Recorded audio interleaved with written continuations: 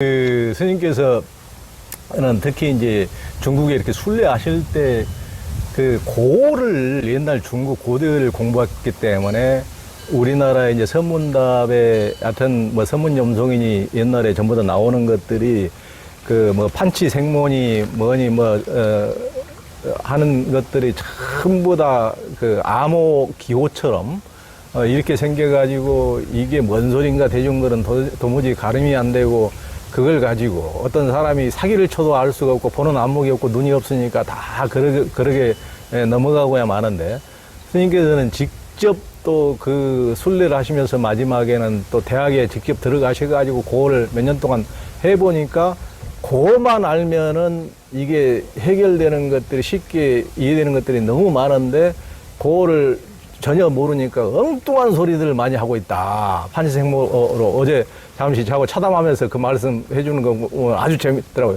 하여튼 저한테만 말씀하시고 좀 공개해 주시죠. 그러니까 이제 이 한국 선학계 그 깨달음을 향해서 직진하는 스님들이 선방에서 정진하는 대중 스님으로 봐야 하거든요. 아주 참 훌륭하신 분들인데 상당히 안타까운 부분은 100가지 1000가지라도 열거하라면 하겠어요. 또 우리나라 100개가 넘는 선원의 대표들이 이런 유튜브를 보신다면 향봉이 한번 부를 테니까 우려고 끝장 토론 한번 하자 해도 10분이 모여 계시든 100분이 모여 계시든 조금도 망설이지 않고 그 장소에 가서 끝장 토론을 하고 싶어요. 왜 그러느냐면 이 1700개의 공안이 만들어지던 것은 중국의 선학계의 황금시대라고 할 수 있는 것은 당나라, 송나라 때입니다. 네.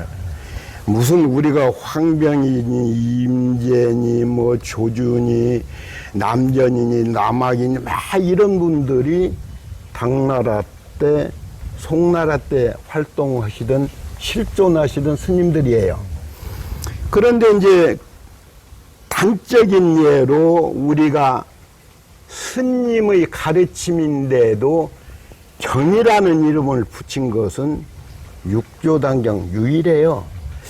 거사의 가르침을 경이라고 이름을 붙인 것은 인도의 유마경이 유일하고요. 그러나 이제 유마경의 경우에는 유마가 실존 인물이냐 가상 인물이냐는 학자마다 목소리가 좀 달라요. 그래서 그 부분은 제가 학자가 아니니까 논의로 하더라도 중국의 육조 해능은 실존 인물이거든요. 그런데 그분 출생 또 돌아가신 해까지 다 기록이 되어 있으니까 그런데 이 육조단경에도 육조 스님의 가르침을 육조의 제자가 그것도 바로 만들어진 게 후대에 만들어졌는데 화두라는 말을 찾을 수 없습니다. 아하. 어디 구절 첫 장에서 마지막 장까지 아무리 훑어보고 살펴봐도 요즘 우리 한국 불교에서 뭐 대단히 생명처럼 여기는 화두라는 두 자를 찾아볼 수 없고 마치 대소승 경전 그 수많은 8만 4천의 경전에 이른다는 부처의 경전에도 영혼이라는 말을 찾아볼 수 없듯이 육조단경에도 화두가 없어요. 근데 이게 화두가 생긴 것은 선학의 황금시대가 저물어가는 황혼기에 접어들 때 대종고라는 사람이 승려인데 네. 이것은 임재 스님의 13대 손입니다. 네. 그러면은 한 세대를 30년으로 치면은 300년 후에 태어나신 분으로 네. 아니 연대가 또 그렇고요. 예. 그러면 이제 대종고가 공부하는 스님 자타가 훌륭하신 스님이지만은 황병이나 임재나 이런 분들한테 비교를 하질 않습니다. 예. 그때 이제 유학계에서 상당히 승려는 비생산적이고 결혼도 않다 보니까 뭐 국민들 나라 장래에도 좀 어두운 그림자가 될 수 있고 뭐 일도 않고 뭐 목탁이나 치고 우두커니 앉아가지고 저런 모습이 좀 비판받아야 한다는 식으로 유생들이 막 들고 일어났어요. 그러니까 대종고라는 분이 방어가 필요했어요. 그래서 이분이 생각해낸 것이 간화선이에요. 그러니까 대종고가 출현하기 이전에는 화두라는 것이 없었고 또 묵조선이라고 해서 요즘 뭐 멍때리기라는 것이 있듯이 물론 멍때리기하고 비교 자체가 상당히 어불성설이지만은 화두가 있는가 하니까 조용히 마음을 한 곳에 모아가면서 이런 식으로 공부를 했어요. 그런데 이제 글쎄 이제 이런 경우는 이름을 밝혀야겠네요. 그 전강이라는 스님이 돌아가셨는데 성철 스님이나 향국 스님보다는 선배고 통도사 경봉 스님하고는 거의 그렇죠. 예, 동년배 분인데 이분이 30몇 살에 이제 도를 깨쳤다고 알려졌던 분인데 100명이 이분을 찾아가든 200명이 이 큰 스님을 찾아가든 화두를 한결같이 하나를 주었어요. 참 그러기도 쉽지가 않는데 이분이 준 화두가 뭐냐면 판치생모니라. 판치생모. 이게 판치생모니까 제가 밝히기 이전까지는 제가 이걸 어디서 밝혔냐면 2009년 지리산 실상사 야단법석을 때 제가 최초로 밝혔는데 글쎄 불교 학자도 있고 뭐 한학자도 있고 교수도 있을 텐데도 제가 처음 밝혔어요. 이게 뭐냐? 제가 밝히기 전에는 이 앞에 이빨 2개가 판자처럼 넓적하다 해서 판치라고 그랬어요.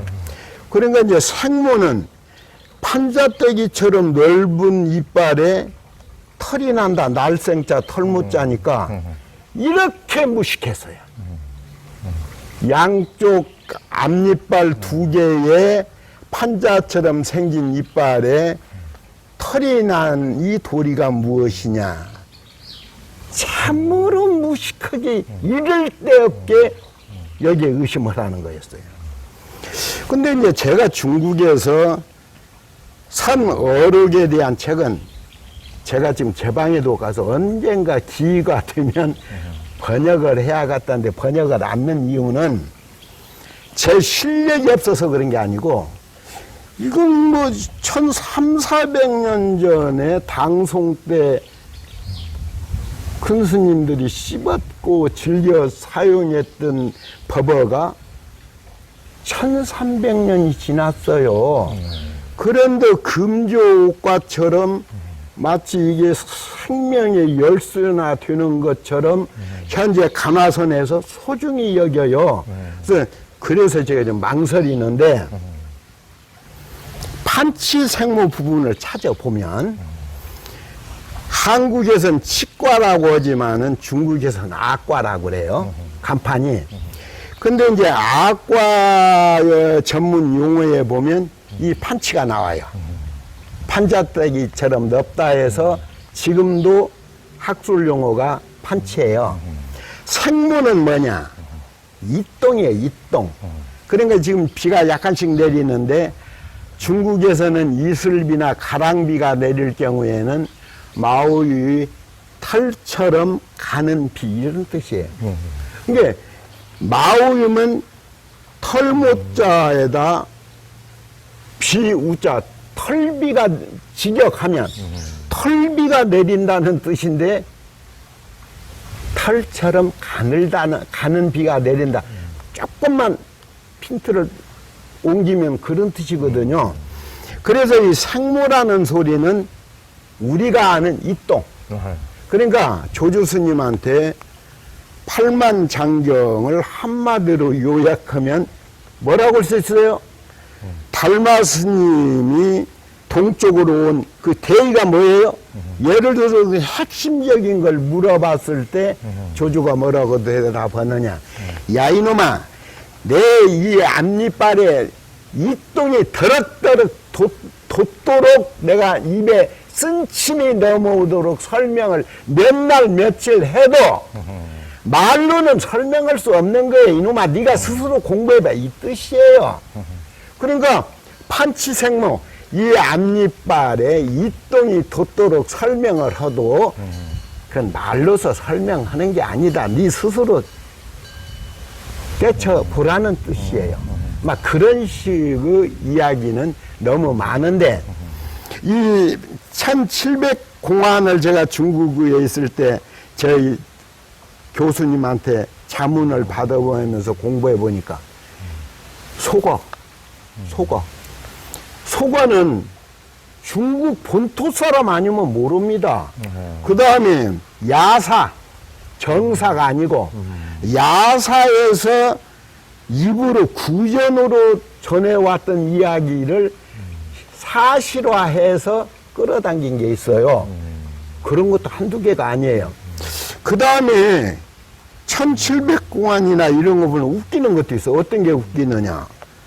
뭐 인도의 어떤 승려가 바람을 타고 날아와서 어떤 조화를 부리는 거, 이런 것은 이건 전설 따라 삼천리에나 박혀 있을 법한 이야기예요.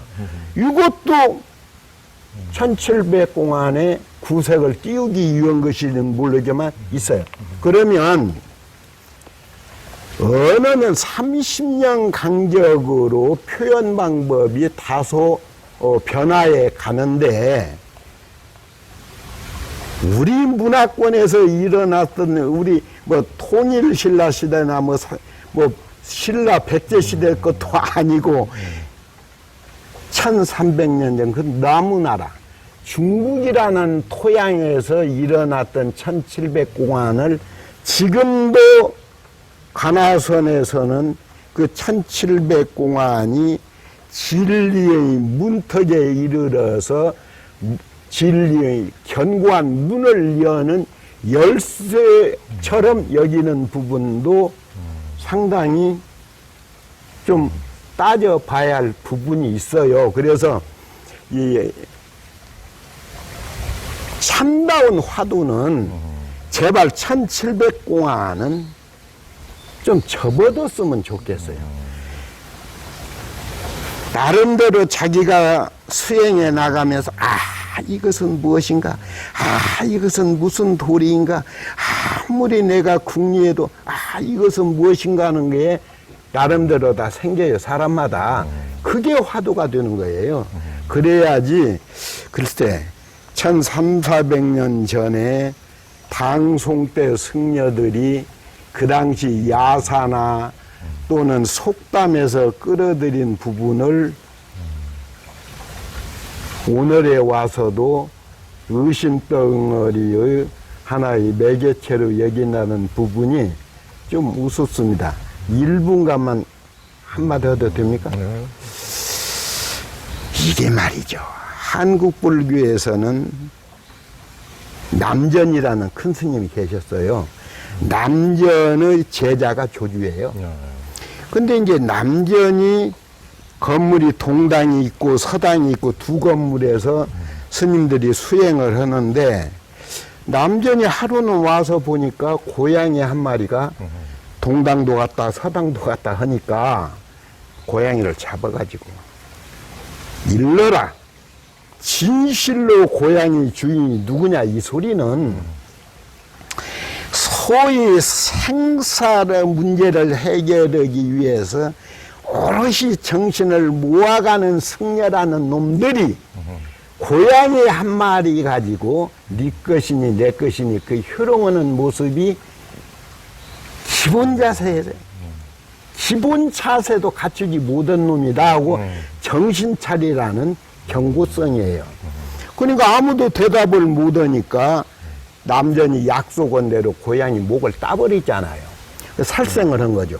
그때 이제 조주가 들어오니까 너는 어떻게 하겠느냐 한 게 조주가 남전 주위를 집신을 머리에다 이고 두 바퀴 돌고 나가버리니까 네가 진지고 왔으면 살릴 것이란 이게 있어요.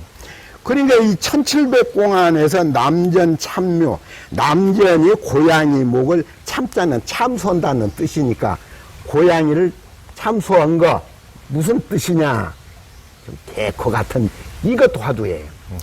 또 조주가 집신을 머리에다 이고 스승 주변을 두 바퀴 돌고 나가니까 이게 어떤 뜻이 있길래 네가 진지고 왔으면 고양이 살렸느냐. 자, 이제 제 얘기 설명 들어보세요. 간단히 그렇대요. 조주보다 25년에서 30년 먼저 시인으로서 중원천지의 이름을 널리 알린 유명한 시인. 그러니까 백거이나 이백하고 이 백낙천, 백거이가 백낙천이거든요. 이 3대 시인이 지금까지도 알려져 있는데 백낙, 조주나 남전은 불교계 한 구석에서만 알려졌지만 백낙천은 중원 전체가 백낙천의 시를 즐겨 아이들도 예송을 했어요. 그러니까 백낙천의 시에 보면 덮을개자, 털, 신발 화자, 개화, 머리두자, 그 다음에 노만자, 개화, 두한이라는 시가 있어요. 우리가 긍정적인 의미에서 쓸 때는 놈자자, 여행자, 납세자, 부정적인 의미로 쓸 때는 치안, 뭐 무슨 한, 뭐 그런 게 있잖아요. 그러니까 그 시에 보면은 우리로 말하면 청개구리처럼 시대를 역행하고 부모가 뭐 얘기해 주도 반항하고 뭐 예를 들어서 뭐 놀부처럼 호박에 뭐 말뚝도 받고 이런 아이들 막 가는 아이들 청개구리 같은 아이를 백낙천은 개화두한이라는 네 글자로 된 시를 써요. 그러니까 그거에 보면은 신발은 옛날은 다 풀로 만든 거지 않니 집신으로. 그러니까 집신으로 만든 건 얼마나 더럽겠어요. 그런데 집신호를 머리에다 이었으면 시대를 역행하는 청개구리 같은 놈인데 조조가 와서 보니까 스승이 이미 청개구리 짓을 해버렸어요. 살생해서는 안 되는데 동당 서당한테 자각심을 주기 위해서 살생했잖아요. 그러니까 스승님 법을 써도 좀 심하게 쓰셨네요. 내가 차마 입을 벌려서 스승을 꾸짖지는 못하지만은 신발을 머리에다 이고 백낙천의 시 구절을 행동으로 고인 거예요. 아니 이것도 의미는 있죠.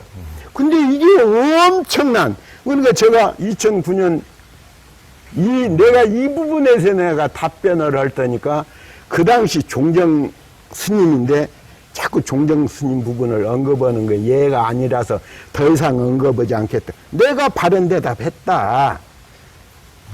종정 스님께서도 내 부분에 있어서 답해라는 것도 있었죠. 그러니까 상당히 1700공안을 신비화스럽게 그 약효가 떨어지더라도 어지간히 떨어졌을 건데도 소가 마치 되새김질 하듯이 그걸 뜻도 모르면서 그런 부분이 참 아쉽죠. 그 큰 선방에서 스님을 초청하면 좋은데 선사들이 스님을 초청을 안 해주니까 그 대목에서 여하튼 그 선방 수자들이라든가 선사들이 이제 그 스님 말씀에 항변할 만한 대목을 제가 한 말씀 좀 올릴게요. 네, 예. 그 이제 정강 스님의 이제 판치 생모를 이제 판때기 이빨에 털났느니라 이제 정강 스님은 이제 이렇게 하셨는데 이제 스님이 이제 고식으로 이렇게 해석을 해주셨는데 이제 이빨이 이똥이다. 근데 그런 이제 해석을 넘어서 아마 그 선생들은 그렇게 말씀하실 것 같아요. 그것은 그 뭐 진염으로 들어가는 어떤 문고리니까 그것은 그 토끼 그 뿔이다. 거북이 털이다. 그 원래 없는 허상을 가지고 하여튼 이제 그렇게 일러줘서 그것을 참고에 들어감으로써 이제 그 뿌리가 없는 것을 철견하도록 이끄는 문고리인데 그 문고리가 그 달을 가리키는 손가락이 이렇게 가리키건 뭐 이렇게 가리키건 어차피 이 가리키는 것은 그 자체가 그 언어 자체가 중요한 것이 아니고 그 달을 보라는 것인데 왜 그걸 가지고 시비를 하십니까? 그분들은 당연히 제가 보기에는 이렇게 이제 말씀하실 것 같아요. 자, 종교 부분의 예수나 붓다의 가르침이 비논리적이거나 또 모든 사람이 받아들일 수 없는 그 어떤 물음표 중심으로 이루어질 리가 없어요. 모든 것이 부처가 전법에 나서는 사람들한테도 논리와 표현을 갖추라고 하잖아요. 처음도 중간도 마지막도 갖추라고 하잖아요. 그러면 그런 논리라면은 좀 궁색합니다. 왜 그러느냐. 정강스님이 향봉이처럼 판치 앞니빨에 이똥이 돋도록이라는 뜻으로 알고도 이똥 돋은 것처럼 보다는 털났다고 하는 것이 한국 풍토의 수자들한테는 더 의혹이 된다고 했으면은 그렇게 할 수는 있으나, 그러나 근본 판치생보의 발원지는 어디입니까? 한국이 아니고 중국입니다. 그 다음에 중국에서도 한국 숙녀가 아닌 중국 토양에서 수양에서 깨침에 이른 조조의 말입니다. 그러면 조조가 얘기할 때 팔만장경 한마디로 요약하라고 할 때도 참으로 적절해요. 앞니에 이똥이 돋도록 설명해도 설명 못해. 그 근본 자리는 네 스스로가 사무치게 정진해봐. 이게 더 옳아요. 그런데 생뚱맞게도 판치에 털이 났느니라. 이건요, 본래 중국에서 처음 사용했던 조주의 뜻도 아닐 뿐더러 조주는 상대한테 의혹을 심어주는 건 적절하잖아요. 한마디로 얘기해서 야 이놈아 한마디? 100마디, 1000마디여도 설명 못해. 이 똥이 돋도록 하다 안 돼 이놈아. 네 스스로가 정진해봐. 이게 적절한 처방 아닌가요? 예를 들어서 엉뚱히 뭐 돌멩이 털났다, 예를 들어서 뭐 토끼에 불났다 하는 것은 격액돌이 부처님의 이것은요, 거북이 털을 토끼의 뿔은 본래 불교가 아닙니다. 그럼 어디 거느냐? 이게 장자에도 많이 나오고 장자의 도반이라는 해자라는 사람이 있어요. 이 해자라는 사람의 선미가 느껴지는 대화를 많이 해요. 거기에서 이제 토끼뿔도 나오고 거북이 털도 나오는데 도저히 언어로서 설명할 수 없는 그 한계에 다다른 부분을 얘기할 때는 마지 못해서 격유가 뭡니까? 경내는 설명 가능해요. 격유라는 것은 마음으로 느낌이 와 닿았어요. 근데 마음으로 느낌이 다 왔을 때 향봉이가 외국에 있을 때 어머님과 돌아가셔서 가까운 사찰에 가서 내가 엉엉 우니까 중국 승려가 너 그 왜 울어? 한두 시간 운 것도 아니고 왜 그래 하니까 우리 어머니가 돌아가셨다는 얘기 할 필요도 없지만은 어머님이 돌아가신 슬픔이 어느 정도냐 하면 아이처럼 하늘 땅 했을 거예요. 그렇죠? 그러니까 이 화두는 대단히 소중해요. 자기 입맛대로 각색하거나 각본을 하거나 칼질을 해서는 안 돼요. 옛날 그러면 옛날 조주 스님보다도 더 능가하면 모를까. 그러니까 팔만장경을 한마디로 야 이놈아 한마디는 100마디 1000마디를 해도 그 깊은 뜻은 내가 설명을 못해. 마치 니나 내나 입에 판치에 이똥이 쌓이도록 설명해도 못해 했을 때 그게 더 와닿지 않겠어요? 근데 그걸 토끼 뿔이나 거북이 털에 비교를 해서 이빨에 털이 난다는 표현으로 뜻을 각색을 해서 하면 더 의심이 되지 않겠느냐. 이제 이렇게 우리 조연 선생님이 묻는 것 같은데, 의미 있는 반론으로 받아들이지만 그래서는 안 되죠.